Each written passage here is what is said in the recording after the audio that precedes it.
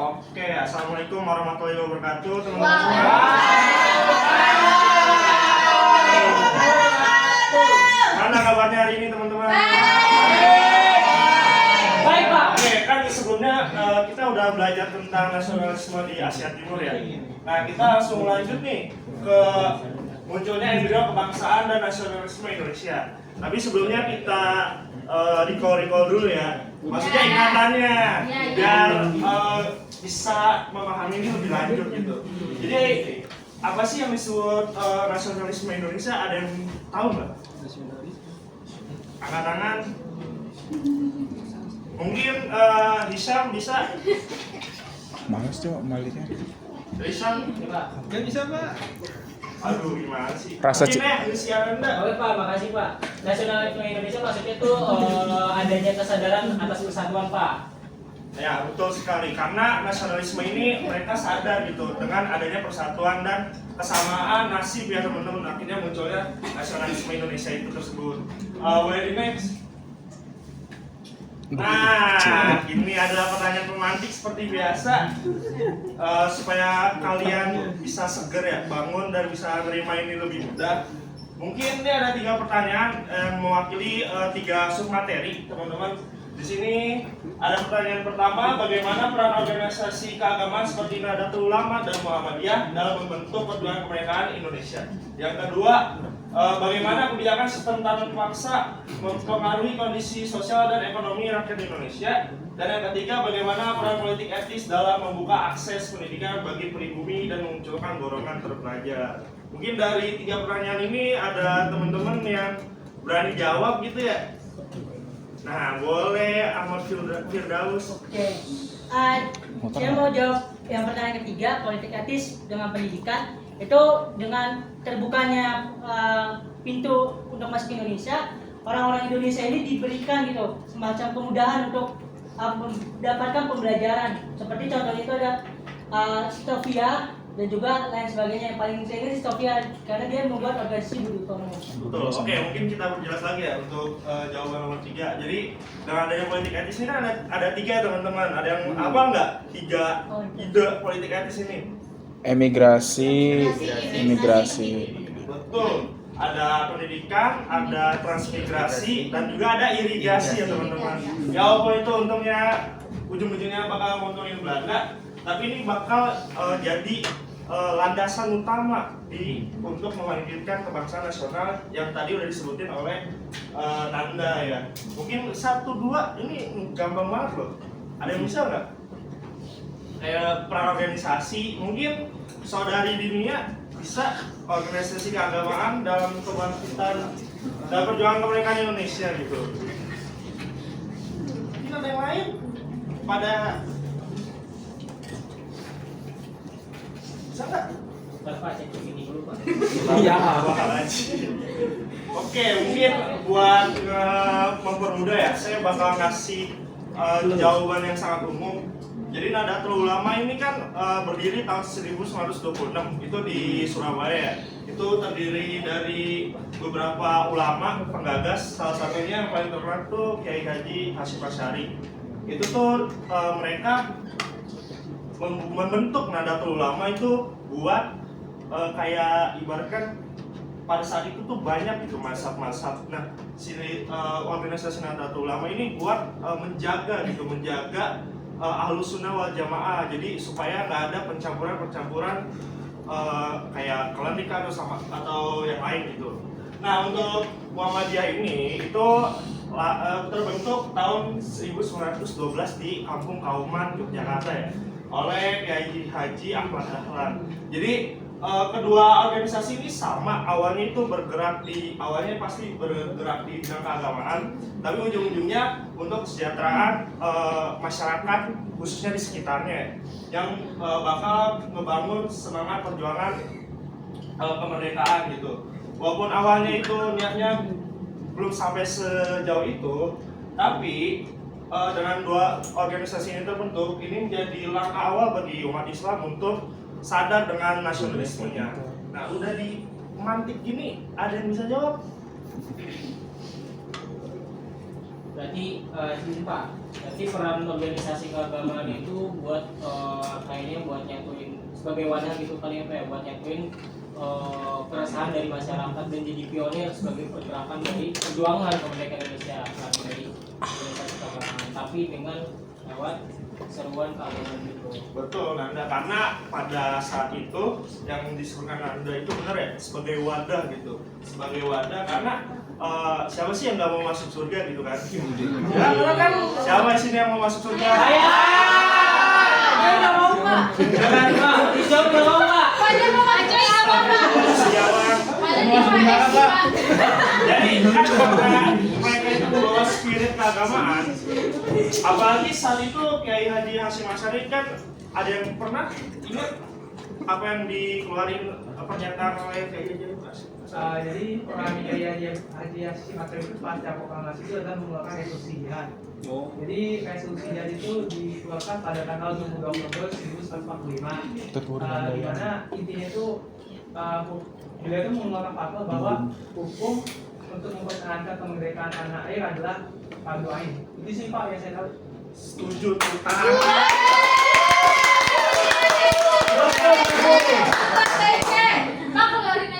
Astagfirullah. Kasih apa belum dulu Pak? Ini mana ya? Saya sakit Pak.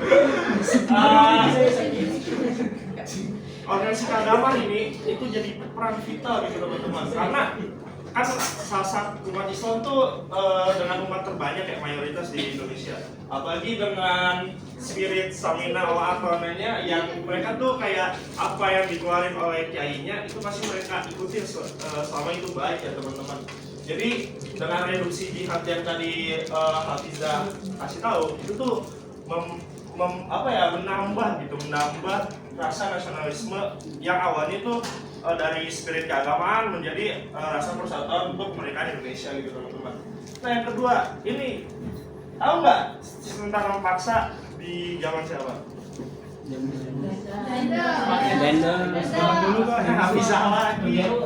Sistem tanah paksa itu jadi pada masa penjajah Barat itu di tahun 1830 sampai 1870, di mana waktu itu pada masa Gubernur Jenderal Panjen Bos Pak. Betul, jadi sistem tanah paksa ini kenapa ada sistem tanah paksa ini?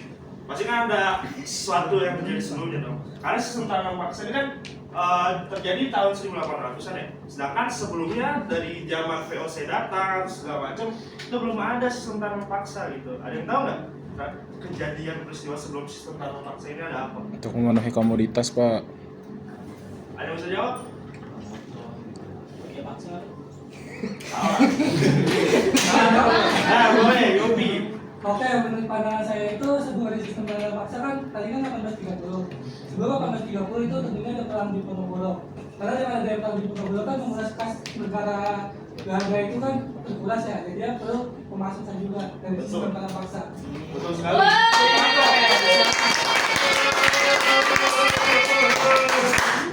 Jadi sistem tanam paksa ini itu emang untuk menutup defisit perang yang dikeluarkan oleh Belanda untuk melawan, ada dua perang sebenarnya, satu perang Jawa sama satu lagi perang di Sumatera, perang apa? Badar. Nah, perang Badri yang dipimpin oleh Tuanku Imam Bonjol. Jadi pengaruh nggak ke kondisi sosial dan ekonomi rakyat Indonesia? Ngaruh Pak. Ngaruh Pak. Kan ya? Ngaruh banget. Karena dengan diadakan sistem ini itu banyak masyarakat yang ibaratkan udah susah, nambah susah kan, Aduh jatuh. pengen mati tapi kan nggak mau gitu kan. Boleh di next. Nah, ada yang tahu ini foto apa? Ada, ini tuh saya kasih clue ya. Jadi ini bisa dikatakan dewan lah. Ini dewan yang dibentuk tahun 1918. Zamannya Gubernur Jenderal saya lupa kayaknya Pak Sprit lah. Ada yang tahu nggak? Tahu, Apa? Ini dewan apa? Foxtrot. Tuh sekali. Lihat Pak. Kasih tahu Foxtrot itu apa sih ke teman-teman yang tahu? Kasih tahu. Aduh. Kasih tahu. Kasih paham. Kasih paham, Beb. Paham.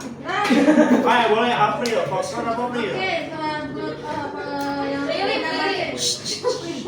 Bagus sih ya. Boleh? Oke, yang menurut yang aku pernah baca ya sedikit. Jadi Foxtrot itu ya seperti Dewan Perwakilan Rakyat lah pada masa itu yang pertama di Indonesia. Tapi itu hanya perwakilan saja. Istilahnya itu cuma kayak kalau perwakilan dari Indonesia kan orang-orang priayi saja yang bisa masuk itu sih. Betul. Jadi ada yang tahu nggak fungsi dari Foxtrot ini apa? Kan tadi udah bilang Dewan kayak perwakilan rakyat ya. Jadi ada yang tahu nggak fungsinya apa sih?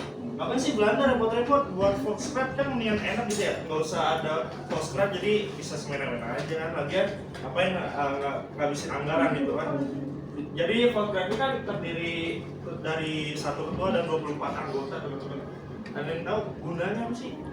Apa ini cuma kayak hidup ya? Silakan. Buat bekerja sama dengan Bumi Putra, Pak, pihak Belanda. Betul sekali. Jadi itu kerjasama sama Bumi Putra karena Foxtrot ini itu sebagai dewan, tadi benar dewan rakyat itu karena untuk mewakili tanah jajahan teman-teman, tanah jajahan ke negara induk. Jadi dibentuklah Foxtrot. Jadi kayak perwakilannya kadang-kadang melakukan protes di dalam rapat ini untuk didengar oleh Ratu Wilhelmina pada saat itu. Ini ada berapa latar belakang sebenarnya. Ini ada sejarah pergerakan kebangsaan yang tadi kita udah nge-recall lagi. Itu menanyakan fenomena nasionalisme yang tumbuh gitu pada saat awal abad ke-20 teman-teman.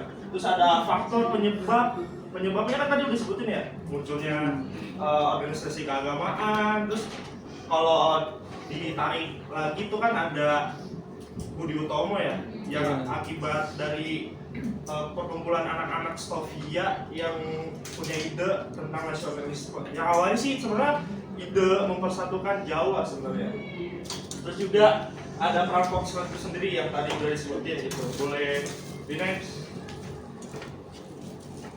Nah, ini dia kebangsaan dan nasionalisme Indonesia. Ini ada 3 subpoin. Ada yang tahu ini siapa?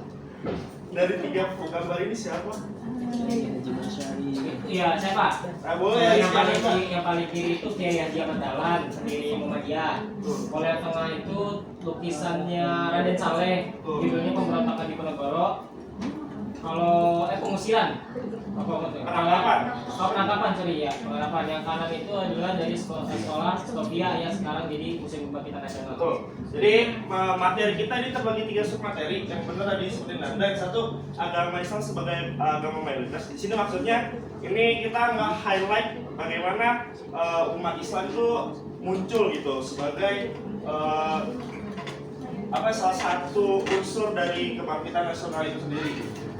Penjajahan dan kolonialisme oleh Belanda di sini yang dimaksudkan itu akibat dari penjajahan itu sendiri itu bakal muncul rasa nasionalisme karena sepenanggungan gitu kan, sama-sama menderita kan, kayak kita sama-sama menderita nih, ya udah sepenanggungan aja. Dan yang ketiga itu pendidikan.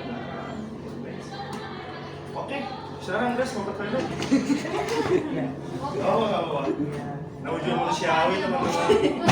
Nanti nih Pak. Kita masuk ke materi yang pertama, agama Islam sebagai mayoritas. Nah, ini ada 3 organisasi sebenarnya, 3 organisasi Islam. Belum ada Evi di situ. Ada Evi di situ. Evi itu muncul tahun 1947 di Yogyakarta. Oleh siapa? Yustiawan, Evi. Berbalik Pak. Betul sekali.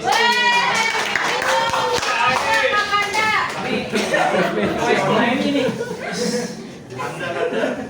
Oke, jadi fokus ya ke topik lagi. Ada 3 organisasi Islam zaman pergerakan itu. Ada yang tadi udah disebutin nih. Muhammadiyah, Nahdlatul Ulama, satu lagi apa sih? Aduh, sekali Sarekat Islam. Yang awalnya kan itu cuma di Lawean ya, yang awalnya itu namanya Rekso Mekso kan? Iya. Betul. Mekso oleh siapa pendirinya? Haji Samadudi Pak. Samadudi. Itu Samadudi. Tapi kita jangan ke dulu. Ya. Oke, baik Pak. Ini salah satu organisasi Islam terkaya di dunia. Oke. Di sini ada Muhammadiyah. Ini salah satu tadi yang kita udah jelasin di awal. Sebenarnya ini buat nambah lagi nih, karena saya tuh pengen kalian tuh bisa inget gampang gitu. Makanya dari awal saya push terus biar pas di bagian poin kalian tuh bisa paham gitu. Di sini Muhammadiyah didirikan 18 November 1912 sebagai pembaruan ya teman-teman. Jadi Muhammadiyah dulu dan sekarang itu sebenarnya sama aja misinya, pembaruan, lebih ke pembangunan sumber daya manusia, karena sumber daya manusia yang baik akan tercipta generasi yang baik juga. Asik. Di sini mengembangkan lembaga pendidikan modern yang kita tahu sampai sekarang Muhammadiyah punya 150-an universitas.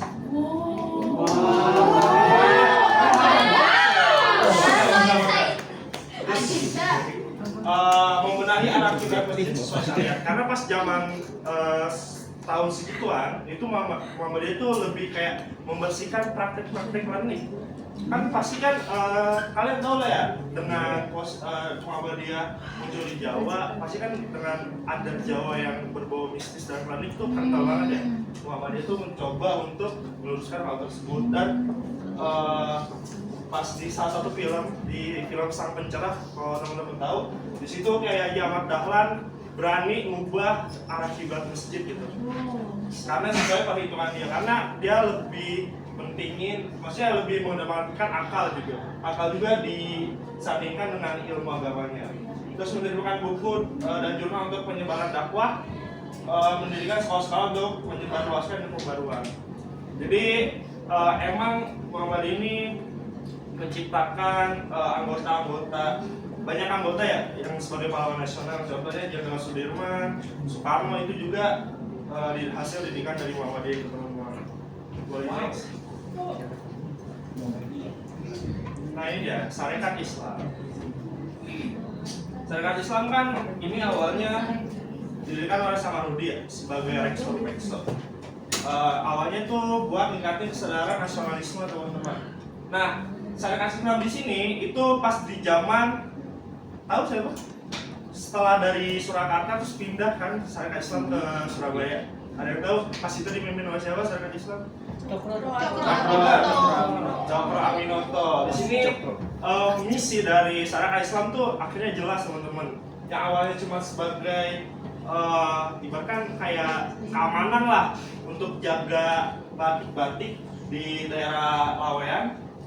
Akhirnya dia fokus ke meningkatkan kesadaran nasionalisme. Makanya pas itu Cokro Aminoto itu sangat aktif di pergerakan. Dia kan punya 3 murid ya kalau nggak salah yang terkenal. Ada yang tahu nggak 3 muridnya? Silakan Hamida. Murid Cokro Aminoto ada 3. Pertama Soekarno, kedua Muso, ketiga Kartosuwiryo. Betul. Makanya Cokro Aminoto itu disebut guru bangsa teman-teman. Karena dia bisa melahirkan 3 orang dengan 3 pemikiran yang berbeda, yang sama agamis, nasionalis, dan juga komunis. Terus juga Syarikat Islam juga ikut andil dalam memperjuangkan pendidikan yang setara. Jadi kalau kita simpulkan, sebenarnya 3 organisasi itu sangat bergerak aktif di bidang pendidikan. Karena mereka menganggap tanpa adanya pendidikan dan hanya perjuangan fisik aja itu nggak bakal beres-beres. Kita nggak bakal merdeka mungkin. Yang nanti bakal impact-nya itu nanti ada Kongres Pemuda di Yogyakarta. Next. Nah ini ada Nahdlatul Ulama, ini cepet aja ya. Sama sebenarnya misinya sama Muhammadiyah, kayak memperkuat Nahdlatul Ulama. Kalau Nahdlatul Ulama kan intinya apa? Artinya kayak, ada yang tahu arti Nahdlatul Ulama? Tuh, kebangkitan ulama. Jadi itu kayak kumpulan-kumpulan para ulama yang bersatu gitu untuk menjaga ahlus sunnah wal jamaahnya. Di sini dia juga, kita tahu ya, banyak MTS itu pendirinya dari Nahdlatul Ulama dari zaman dulu sampai sekarang, dan juga Nahdlatul Ulama sebagai salah satu organisasi Islam terbesar juga. Next, dia juga salah satu pendiri Majelis Islam A'la Indonesia. Ini penjajahan komunisme oleh Belanda. Next. Nah, ini orang lagi ngapain? Mencangkul Pak, mencangkul. Ini mereka lagi merasakan sistem tanam paksa. Jadi mereka itu harus, jadi ada sebidang, misalnya mereka punya tanah nih teman-teman. Nah seperempat tanahnya tuh harus diserahin ke pihak Belanda dengan cara mereka harus nanam komoditas ekspor gitu. Jadi sangat nyakitin gitu ya, sangat nyakitin dia lagi. Sangat nyakitin rakyat Indonesia maksudnya. Nah makanya ini tuh salah satu pengaruh sebenarnya, salah satu pengaruh dari kebangkitan nasional, karena mereka merasa sama-sama menderita. Jadi buat apa gitu kalau kita tetap menderita? Akhirnya mereka berpikir pada saat itu muncullah mulai ada cikal bakal rasa persatuan, walaupun tidak besar ya, karena rasa persatuan itu sendiri muncul saat politik etis. Nah, ini siapa nih? Ada yang tahu nggak? Dua orang ini. Dendles sama Raffles. Ini ya Pak. Ini Raffles. betul sekali. Ini Dendles dan Raffles. Apa sih mereka lakuin di Indonesia? Jajan. Maksudnya legasi lah, legasi. Jadi gubernur. Ya. Yang tahu legasi? Nah, oh ya. Dua. Yang satu Raffles, yang satu Dendles. Kalau di Indonesia itu kan ngatur sejarah unik ya, dari Jalan Raya Anggrek sampai Kabupaten. Lalu zaman itu rakyat Indonesia disuruh bikin apa sih? Jalanan. Pabrik senjata, terus pelabuhan itu sih Pak. Raffles, Mas Raffles ya. Raffles itu demi candi Pak, sama bunga Raffles lagi. Betul. Jadi sebenarnya ada yang lebih mungkin yang di Hafiza itu benar ya. Maksudnya udah sangat lengkap. Tapi saya menambahkan dari Thomas Stamford Raffles ini sendiri. Dia tuh nerapin sistem sewa tanah teman-teman. Yang awalnya tuh kalian punya rumah nih, ya udah nggak usah bayar sewa gitu ya, punya kalian sendiri. Tapi dia kayak nerapin sewa tanah dan juga pajak tanah gitu.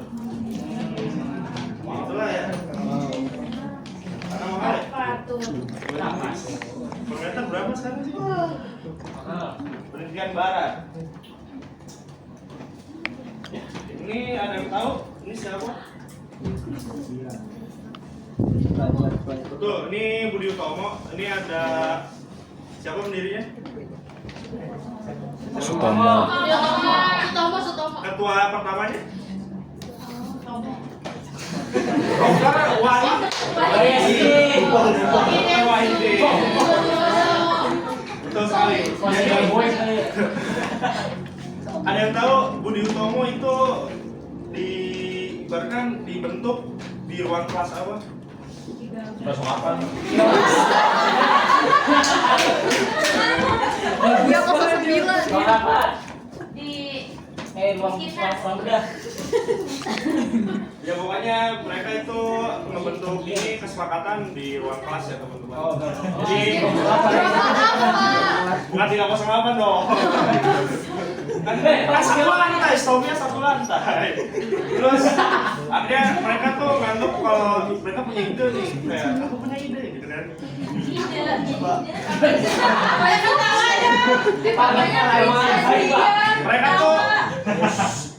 Mereka tuh punya pemikiran kalau mereka tuh harus ibaratkan turun lah ke masyarakat pribumi yang berbudaya, yang tidak terpelajar akhirnya diberikan pendidikan, yang tidak ada jaminan kesehatan akhirnya diberi kesehatan. Terus juga mereka punya ide juga untuk melestarikan budaya Jawa. Makanya sebenarnya awalnya itu pasti dari kedaerahannya masing-masing teman-teman, yang akhirnya muncul spirit kebangsaan dan persatuan Indonesia. Jadi awalnya ini emang ingin mempersatukan Jawa aja gitu, tapi ujungnya bakal lebih kompleks lagi ke depannya, karena Budi Utomo salah satu apa yang namanya ya, ibaratkan banyak orang Budi Utomo itu nanti masuk Volkskrant, jadi urusan mereka bukan di Jawa doang. Oke, Bu, next. Nah ini ada siapa nih? Ini lebih modern lagi.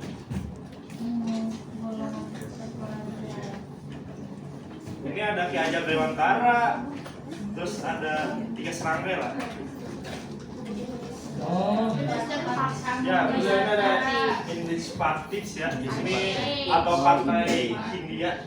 Ini ada Ki Hajar Dewantara, ada Ernest Louis Dekker, satu lagi siapa? Dokter. Host. Host nggak sih, Pak? Apa? Cipto. Dokter Cipto. Jadi ini salah satu golongan pelajar yang salah satunya walaupun mereka diasingkan ke Holland atau Belanda, mereka tetap memperjuangkan spirit kebangsaan ya, kebangkitan nasional. Jadi ini salah satu organisasi yang di-ban ya, dibareng oleh pemerintah Hindia Belanda pas itu.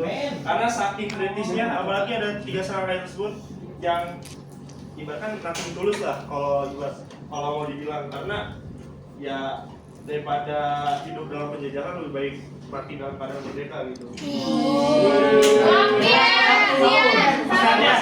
Salam merdeka. Terus nanti ada Perhimpunan Indonesia yang tahun 1920 yang dipimpin oleh siapa? Perhimpunan Indonesia? Muhammad Hatta. Betul, yang Muhammad Hatta.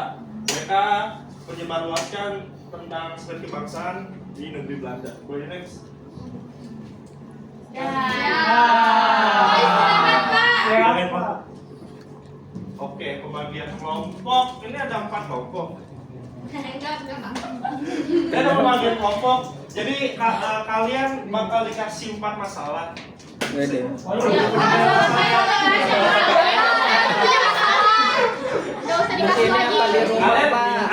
nanti ada 4 masalah. 4 masalah dibagi 4 kelompok. Jangan dong. Ini ada peran organisasi keagamaan dan pergerakan nasional Indonesia, ada faktor penjajahan Belanda sebagai pemicu nasionalisme, ada faktor pendidikan dari negara barat dalam munculnya nasionalisme Indonesia, dan pengaruh pendidikan dan organisasi keagamaan terhadap nasionalisme. Ini yang nomor 4 tuh ibaratkan kesimpulan dari 3 kelompok sebelumnya. Jadi mempercepat waktu ya, saya bagi aja dah. Emang agak otoriter sebenarnya. Dari Arif Nur Cahyo, terus 1 baris sampai Nandini. Itu kelompok 1. Oke, Pak. Gampang. Kelompok 2 dari Farka, Julang, Yopi, Along, Iki, Haikal sampai Baihaki. Kelompok 3 ini para ciwi-ciwi dari Aisyah, Riza, terus ini ada Mas Bambang. Mas kata kecewa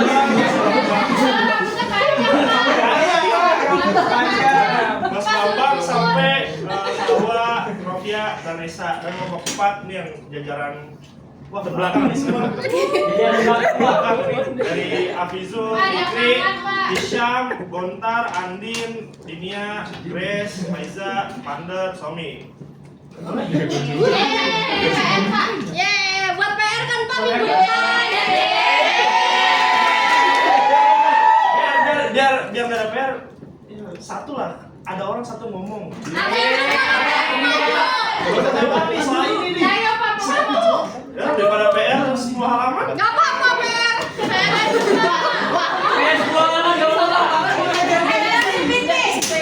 Astagfirullah. Pokoknya Bapak perwakilan dah. 1 orang udah cukup. Udah Pak, kelompok saya udah dapat Pak. Tapi Pak, kelompok 1 artinya Pak.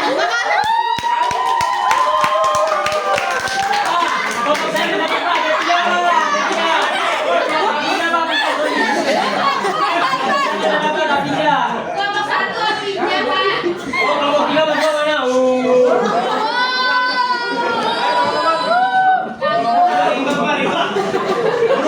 Boleh di tempat aja apa di depan nih?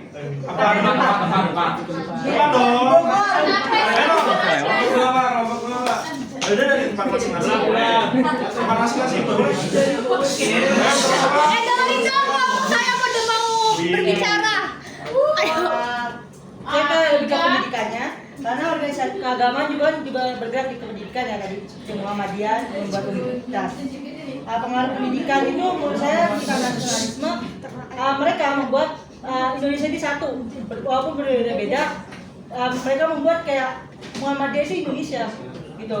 Sama kalian organisasi dia pendidikan namanya karena nasionalisme. Contoh sejarahnya adalah Budi Utomo. Dia membuat pendidikan waktu pertama di Jawa maju akhir ke Indonesianya ke maju. Gitu, Betul Pak. sekali.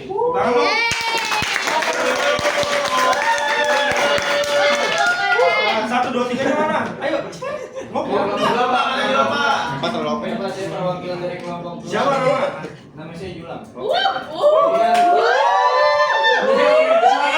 Mas Julan. Materi saya kan, materi kelompok saya kan faktor kejadian Belanda sebagai pemicu nasionalisme, Pak. Yang dimana salah satu kebijakan Belanda adalah pendidikan di siapa yang dibina pendidikan. Nah di sini justru para rakyat Indonesia terpicu gitu para nasionalismenya karena diberikan pendidikan itu. Betul, karena kalau otak kita terisi pasti kan kita mikir ya, apa sih kok kita gini-gini aja, kita hidup sengsara. Betul sekali.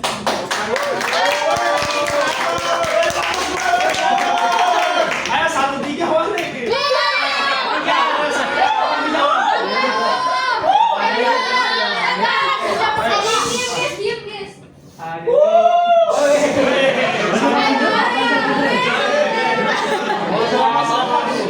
Jadi peran organisasi keagamaan dalam pergerakan nasional itu apa ya? Menyatukan, pertama itu menyatukan seluruh umat Islam untuk bersatu melawan penjajahan. Lalu peran yang kedua itu untuk meningkatkan apa ya?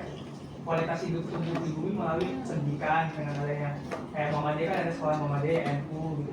Lalu yang ketiga itu meningkatkan apa sih taraf hidup masyarakat ya dengan dari adanya syariat Islam sebagai wadah untuk memajukan perekonomian penduduk pribumi. Itu sih Pak. Tuh banget.